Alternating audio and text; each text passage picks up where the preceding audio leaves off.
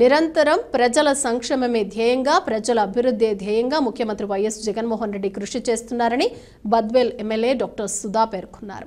శనివారం బద్వేల్ మున్సిపల్ కార్యాలయం ఆవరణలో వాలంటీర్లకు సేవా పురస్కార కార్యక్రమాన్ని నిర్వహించారు. ఇందులో భాగంగా వాలంటీర్లకు వందనం అంటూ ఎవరైతే అత్యున్నత ప్రతిభ కనపరిచి ప్రజల మన్ననలు పొందుతున్నారో వారిని ప్రభుత్వం గుర్తించి సేవామిత్ర, సేవారత్న, సేవా వజ్ర పురస్కారాలతో వారిని సత్కరించడం ఎంతో హర్షించదగ్గ విషయమన్నారు.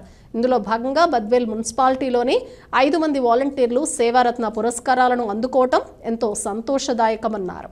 సో ఈరోజు అవార్డ్స్ ఇవన్నీ ప్రతి ఇయర్ మనం ఇస్తున్నాము. ఎందుకంటే మనము ఒక సేవని గుర్తించి వాళ్ళని ప్రోత్సహించడం కోసం మనము ఇవి వెరీ నామినల్ మీరు చేస్తున్న సర్వీస్కి యాక్చువల్గా. అయితే ఈరోజు అవుట్ ఆఫ్ 366 వాలంటీర్స్ మున్సిపాలిటీలో ఒక 10 వేకెన్సీస్ 356కి చాలా తక్కువ మంది వచ్చారు. మరి అయితే కూడా చిన్నపిల్లల్ని తీసుకొని చాలా మంది అమ్మాయిలే బాగా వచ్చారు. I don't know what happen to boys, ఎందుకు రాలేదు అబ్బాయిలు మరి తెలియట్లేదు. ఏనాయనా మీ అందరి మీద ఎంతో హోప్స్ పెట్టుకున్నారు జగన్ అన్న. యాక్చువల్గా ప్రతిసారి ప్రజలని మిమ్మల్ని నమ్ముకున్నారు జగన్ అన్న. ఇందాక మీకు చాలా క్లియర్గా చెప్పారు, మోర్ దాన్ లీడర్స్. అసలు వాలంటీర్స్ని జగన్ అన్న మీరు ముందు తరంలో నెక్స్ట్ మీరే లీడర్స్గా మిమ్మల్ని తీర్చిదిద్దే ఒకరుగా మీకే ఎక్కువ గ్రిప్ ఉంటుంది. ఈ రోజున మేము కూడా మీ మీద ఆధారపడుతున్నాం. ఇప్పుడు బూత్ కమిటీ మెంబర్స్ ఇవన్నీ వేసుకున్నా కూడా ప్రతి బూత్లో ఎవరికి ఎంత స్ట్రెంత్ ఉంది, టీడీపీకి ఎంత ఉంది, వైసీపీకి ఎంత ఉంది, న్యూట్రల్ ఎంత ఉంది, ఇవన్నీ కూడా మేము మీ మీదనే ఆధారపడుతున్నాం. ఎందుకంటే లీడర్స్కి ఎంత తెలుసో మీరు అంత ఎక్కువగా మీరు ప్రజలతో మమేకం అవుతుంటారు. కాబట్టి మన బలం ఏంటి, బలహీనతలు ఏంటి, ఎవ్రీథింగ్ యూ నో. సో మీ మీద ఆధారపడి జగన్ అన్న మేమందరం కూడా ఈ కార్యక్రమాలన్నీ కూడా మీ మీదనే డిపెండ్ అయి ఉన్నాం. నాకేమంటే బాధ, మీ ప్రోగ్రామ్కే మీరు రాలేదే అని నాకు బాధగా ఉంది. యాక్చువల్గా అర్థమవుతుంది కదా. కాసేపు మీరు టైం స్పెండ్ చేసి వచ్చి మీతో ఏదైనా మీకు సమస్యలు ఏమైనా ఉంటే కూడా షేర్ చేసుకుంటే బాగుండేది. సరే, ఒకటి మీరు నమ్మాల్సింది ఏంటంటే వచ్చేది మన ప్రభుత్వమే. గతంలో ఇంతకుముందు నాయకులు ఏ విధంగా మాట్లాడారు, ప్రతిపక్షంలో ఉండేవాళ్ళు వాలంటీర్ వ్యవస్థని ఎంత ఎద్దేవా చేసి మాట్లాడారనేది మనం ఎప్పుడు మర్చిపోకూడదు. మీకు గుర్తుంటుంది కదా. మళ్ళీ ఐ నీడ్ నాట్ రిపీట్, ఎందుకంటే మీకు తెలుసు వాళ్ళు ఏ విధంగా మాట్లాడినారు. ఏ టైంలో అంటే ఆ టైంలో బోత్ 2 పార్టీల్లో ఉండే అధినాయకులు మిమ్మల్ని ఎద్దేవా చేసి మాట్లాడేది మర్చిపోవద్దు. ఏ టైంలో అంటే ఆ టైంలో ఇళ్లలోకి వెళ్తారు, ఏం పనయ్యా వీళ్ళకని ఒకరంటే ఈ సమాంతర వ్యవస్థ ఎందుకు అని ఇంకొకరు ప్రశ్నించారు. పేర్లు అవసరం లేదు, మీకు తెలుసు వాళ్ళు ఎవరు అన్నది. అలాంటి వాళ్ళు నెక్స్ట్ మీరు మనం ఏమాత్రం మిస్టేక్ జరిగినా అలాంటి వాళ్ళ చేతిలోకి ప్రభుత్వం వెళ్ళిపోతే ఏమి నామరూపాలు లేకుండా ఈ పథకాలు ఉండవు, ఇది నిష్పక్షపాతంగా ఇచ్చే వ్యవస్థ ఉండదు, ఏముండదు. సో మళ్ళీ వాళ్ళంతా 2019, 20లో అట్లా కామెంట్ చేసిన వాళ్ళు ఈరోజు ఏమంటున్నారు, ఇదే పథకాలు ఇస్తారంట, వాలంటీర్లు ఏం తప్పు కాదంటున్నారు. ఎందుకంటే వాలంటీర్స్ అనేది ఒక హ్యూజ్ గ్రూప్. ఇప్పుడు మీకు ఎంత ఓటింగ్ ఉన్నదో వాళ్ళకి తెలిసిపోయింది. ఇప్పుడు మళ్ళీ మీ మనోభావాన్ని దెబ్బతీసే ఉద్దేశం లేదు, మీ ఓట్లు కావాలి. మళ్ళీ మీరు గమనించాల్సింది ఏమిటంటే కేవలం మిమ్మల్ని ఒక ఓట్ బ్యాంక్ లాగా మాట్లాడే వాళ్ళని గమనించండి. ఎలాంటి మిస్టేక్ జరగకూడదు. నెక్స్ట్ మనకి మీకు అన్ని విషయాలు డీటెయిల్గా తెలుసు. ఎస్పెషలీ మన బద్వేల్ విషయంలో ఎలాంటి డెవలప్మెంట్ జరిగింది ఏంటి అన్నీ తెలుసు. ఏదైనా కూడా సరే మీకు ఏమైనా సమస్యలు ఉన్నా ఎప్పుడు మేము అందుబాటులో ఉంటాం. దయచేసి జగన్ అన్న మనల్ని నమ్ముకున్నారు కాబట్టి ఆయనను మనం ఖచ్చితంగా బలపరచాలి. ఎందుకు నెక్స్ట్ మీకు ఇంకేదైనా కూడా అభివృద్ధికి మీకు బాగోగులు కూడా జగన్ అన్న ఎప్పుడూ ముందుంటారు. వాలంటీర్స్లో చాలా మంది ఈ మధ్య ఈ యానిమల్ హస్బెండరీ డిపార్ట్మెంట్లో జాబ్స్ వచ్చిన వాళ్ళు ఉన్నారు. సో మన ప్రభుత్వంలోనే జాబ్స్ కూడా ఎక్కువ వస్తున్నాయి, అవునా కాదా చెప్పండి. గతంలో ఎన్ని వచ్చినాయేమో ఆ జాబ్స్ మనకి వచ్చి రాగానే సచివాలయంలో జాబ్స్ వచ్చాయి, మెడికల్ అండ్ హెల్త్లో జాబ్స్ వస్తున్నాయి. రేపు డిఎస్సి ఇవన్నీ కూడా కోట్లు గిట్లు లేకపోతే ఎప్పుడో ఇవన్నీ కూడా చేసేవాళ్ళు. ఈవెన్ మన యూనివర్సిటీస్లో ప్రతి చోట జాబ్స్ అయితే మన ప్రభుత్వంలోనే వస్తున్నాయి. సో మీకందరికీ ఇది ఒక మంచి అవకాశం అభివృద్ధి అవ్వడానికి. ఇది ఒకటే కాకుండా నేను పదే మీకు చెప్పేది ఏంటంటే ఏదైతే మంచి పని జగనన్న చేస్తున్నాడో ప్రభుత్వము మనం ప్రజల్లోకి తీసుకెళ్లాలా, మనం పాజిటివ్గా దీన్ని తీసుకెళ్లే దాంట్లో మీది ముఖ్య పాత్ర. మీరందరూ కూడా జగనన్నకు మంచిగా పనిచేస్తారని నేను నమ్ముతున్నా. ఈ అవకాశం ఇచ్చిన పెద్దలందరికీ కూడా ధన్యవాదాలు. సుందర రామిరెడ్డి డైరెక్టర్, రాష్ట్ర పౌర సరఫరా శాఖ వారికి, శేఖ్ అల్లా మహేష్ గారు డైరెక్టర్. వాలంటీర్లు వాళ్ళ సేవలను గుర్తించి ఎవరైతే విశిష్ట సేవలు అందించుంటారో వాళ్ళకి సన్మాన కార్యక్రమం, అలాగే వాళ్ళకు పౌర పురస్కారానికి సంబంధించిన నగదు బహుమతి పంపిణీ కార్యక్రమం. వాలంటీర్ల వ్యవస్థ 2019 సెప్టెంబర్లో ఏర్పడింది. అప్పటి నుంచి కూడా వాలంటీర్లు వాళ్ళ సేవలు అందిస్తూ ముందుకు సాగడము. ఇప్పుడు దాకా 4 దఫాలుగా 3 దఫాలు అయిపోయింది. ఇది 4వ దఫాగా ఈ కార్యక్రమం అనేది చేస్తూ ఉన్నారు. ఇప్పుడు ఈ విషయంలో చెప్పాల్సింది ఏమంటే వాలంటీర్లు అందించినటువంటి సేవలు చాలా విశిష్టమైనది, ఎవరు కూడా కాదలేని విషయము. ఎందుకంటే కరోనా కాలంలో ఎవరికి ఎలాంటి కరోనా సోకినా కూడా అలాంటి కుటుంబంలో కుటుంబ సభ్యుల దగ్గర రాలేని పరిస్థితుల్లో కూడా వాలంటీర్లు ధైర్యంగా ప్రభుత్వం ఇచ్చినటువంటి ఆదేశాల ప్రకారము వారి సేవలు అందించడము, అలాంటి విపత్కర పరిస్థితుల్లో కూడా వాళ్ళ సేవలు అందించేందుకు మొత్తం దేశం అంతా కూడా మిమ్మల్ని చూసి గర్వపడింది. ఎందుకంటే మన గౌరవ ముఖ్యమంత్రి గారు ఎక్కడా లేని విధంగా ఎక్కడో కేరళలో మాత్రమే ఈ వాలంటీర్ వ్యవస్థ అనేది ఏర్పాటు చేశారు. అలాంటి దానిని ఆంధ్రప్రదేశ్లో వాలంటీర్ వ్యవస్థ తీసుకురావడము, దానికి అనుగుణంగా సచివాలయాలు ఏర్పాటు చేయడము, అందులో సిబ్బంది ఏర్పాటు చేయడము, డోర్ స్టెప్కి అంటే గత ప్రభుత్వాలలో ఎక్కడా కూడా డోర్ స్టెప్లో సేవలు అందించడం అనేది ఎప్పుడు కూడా జరగలేదు.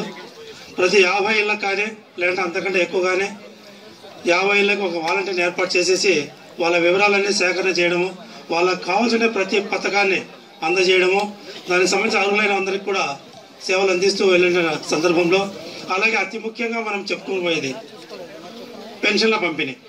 పెన్షన్ల పంపిణీలో దాదాపు గతంలో ఏదైనా ఒక దగ్గర ఏర్పాటు చేసి అందరినీ పిలిపించి అక్కడ పెన్షన్ పంపిణీ చేయడము అలాంటి విషయాలు జరిగేటివి కాదా. మీ వ్యవస్థ వచ్చిన తర్వాత తెల్లవారుజామున 5 గంటలకే, ఇంకా కొంతమంది సెకండ్స్ అయిన తర్వాత 1వ తారీఖు మిడ్నైట్ 1 గంటకే పెన్షన్లు పంపిణీ చేయడము, లేదా కొంతమంది ఎక్కడో బయట ఉన్నాము, ఆరోగ్యపరంగా హాస్పిటల్లో ఉన్నాము, అలాంటి వారికి చెన్నై, బాంబే లేదా బెంగళూరు ఇలాంటి చోట్ల కూడా వాలంటీరు ధైర్యంగా అక్కడికి వెళ్ళి వాళ్ళు నిర్వహిస్తున్నారు. అలాంటి వారి మనకు మిమ్మల్ని అందరినీ దాంట్లో వచ్చేటువంటి దాని ప్రకారంగా డబ్బులు ఇవ్వడము, మీ అకౌంట్లలో జమ చేయడము ఇది జరుగుతూ ఉంది. మనకు సెలక్షన్ జరిగింది. మిగతా వాళ్ళందరూ కూడా సేవా వజ్ర కింద ఉన్నారు. తదుపరి కార్యక్రమాన్ని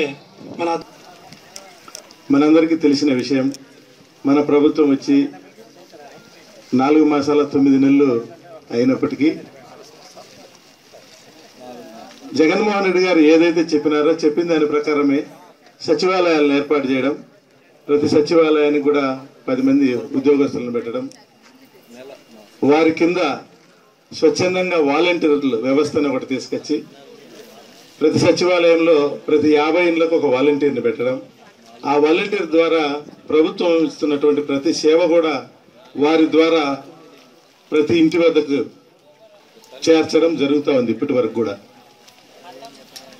ఇది దేశ చరిత్రలో ఒక గొప్ప విషయం. ఎందుకంటే ఎవరు కూడా ఏ రాష్ట్రంలో కూడా ఇటువంటి సర్వీసెస్ ఎవరు ఇవ్వలే ఇంతవరకు. అందుకని అనేక రాష్ట్రాలు కూడా మన జగన్మోహన్ రెడ్డి చూస్తూ ఉన్నాయి. ఏ ఒక్క కుటుంబం కూడా రాజకీయ నాయకుల వద్దకు పోయి కానీ రాజకీయ నాయకులతో సత్సంబంధాలు పెట్టుకునేటువంటి దాఖలాలు లేనటువంటి పరిస్థితి ఈనాడు ఆంధ్రప్రదేశ్లో గౌరవ ముఖ్యమంత్రి జగన్మోహన్ రెడ్డి గారు కల్పించారనేది స్పష్టంగా తెలుస్తా ఉంది. అందుకే మేమంతా కూడా మొదట్లో ఒకటి అనుకున్నాం. మాకేమనిపించేదంటే ముఖ్యమంత్రి గారు ఏంటి డైరెక్ట్ గా అంతా ప్రజలకు డబ్బు ఇస్తున్నారు, డైరెక్ట్ గా వాళ్ళ అకౌంట్లకు ఇస్తున్నారు, వాలంటీర్లను పెట్టి సర్వీస్ చేస్తున్నారు, మాకు ప్రజలకు కొంచెం సంబంధాలు దగ్గరగా రావడం లేదే అనేటువంటి కొన్ని విషయాలు మేము డిస్కస్ చేసుకుని ఇది కాకుండా మన ద్వారా ఇచ్చింటే బాగుండేమోనని కూడా ఒక దశలో అనుకున్నాం. కానీ అది కరెక్ట్ కాదని ఇప్పుడు కనుక్కుంటున్నాం. ఎందుకంటే లీడర్లు అనే వాళ్ళు ఎక్కడ వాళ్లకు లబ్ధి జరిగితే అక్కడికి పరిగెత్తను మొదలుపెట్టినారు. మీరందరూ గమనించండి, ఇదంతా ప్రజలు బాగా గమనిస్తున్నారు. ఎందుకు ఇదంతా నేను చెప్తున్నానంటే మీరు ఇంత చక్కగా పనిచేస్తున్నారు కాబట్టి మీకు జీతం ఇచ్చి ఈ రోజు మిమ్మల్ని మళ్ళీ అభినందించి అభినందన సభ ఏర్పాటు చేసి మీకు ఇక్కడ ఉండేటువంటి సేవారత్న, సేవా వజ్ర, సేవామిత్ర అని 15,000, 30,000, 45,000 ఎందుకు ఇస్తానంటే మీరు ఎక్కువగా ఇంకా బాగా కష్టపడి మీలో మీకు పోటీతత్వం పెంచి మీరు ఎవరైతే బాగా పనిచేస్తారో వాళ్ళకి రేపాటు 45,000, 90,000 కూడా ఇవ్వచ్చు. జగన్మోహన్ రెడ్డి 90,000 ఇంకా పైన పెంచి కూడా ఇవ్వచ్చు. ఈ విధంగా ప్రజలకు ఇంత గట్టిగా సర్వీస్ అందిస్తా ఉన్నారు కాబట్టి మిమ్మల్ని అందరినీ కూడా ఈరోజు ఇక్కడ అభినందించడం జరుగుతూ ఉంది.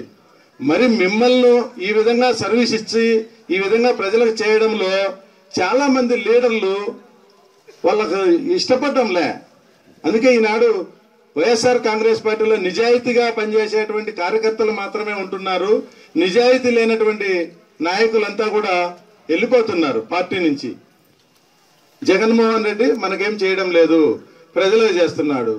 ఇది గమనించారు ప్రజలు, చాలా పెద్ద ఎత్తున గమనించి ఎప్పుడు ఎలక్షన్ వస్తుందా మన సత్తా ఏందో చూపించాలని చెప్పి ఈరోజు ప్రజలు రెడీగా బ్రహ్మరథం పెట్టేదానికి ఎగదూస్తూ ఉన్నారన్నమాట. ఎక్కడ పట్టినా కూడా మేము కూడా ఒకటే మిమ్మల్ని అందరినీ కూడా కోరేది ఏంటంటే, మీరు ఇచ్చిన సర్వీసు ప్రజలకు ఎంత పెద్ద ఎత్తున ఇచ్చినారో మీరు కూడా ప్రజలకు అన్ని విషయాలు తెలియజేయాలని నేను ఇదంతా చెప్పడం మీకు. ఊరికే కాకుండా ఈనాడు లీడర్లకు ఒక్కరికే ఏమీ జరగలేదనేది సుస్పష్టం. మా ఎవరికి కూడా జగన్మోహన్ రెడ్డి గారు జోబులు నింపుకునేదానికి ₹1 కూడా ఎక్కడ ఏమి ఇవ్వాల. ఇచ్చిందంతా కేవలం ప్రజలకు సర్వీస్ చేయాలా. మా పార్టీలో ఉండేవాళ్ళు కూడా స్వచ్ఛందంగా ప్రజలకు మేలు చేసేదానికి ఇక్కడికి రమ్మన్నారు, సర్వీస్ చేసేదానికే రమ్మన్నారు. మనం జోబులు నింపుకొని మనం పెద్దోళ్ళం అయ్యేదానికి కాదు. వైఎస్ఆర్ కాంగ్రెస్ పార్టీ ఒక నీతి నిజాయితీ కలిగిన పార్టీ.